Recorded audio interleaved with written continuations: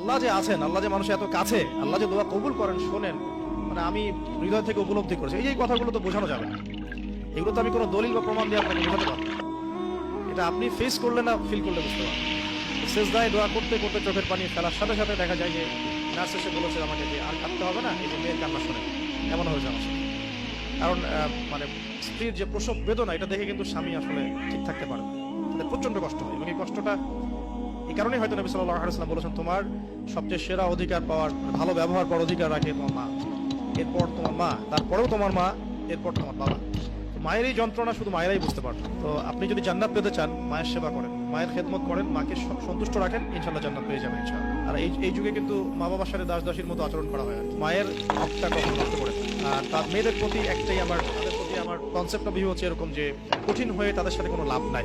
আসলে আমাদের আলটিমেটলি কঠিন হয়ে কোনো লাভ নাই। দুই একদিন হয়তো ঝগড়াঝাটি হতে পারে, মনোমালিন্য হতে পারে, কিন্তু কঠিন হয়ে তাদেরকে লাইনে আনা খুব একটা যায়। নরম হয়ে বুঝিয়ে সুঝিয়েই, ভালো ব্যবহার, ভালোবাসা, মহব্বত দিয়েই সম্ভব ওদের মন জয় করা, আদারওয়াইজ সম্ভব না। তো খেয়াল রাখবেন এই বিষয়গুলো। এরপরে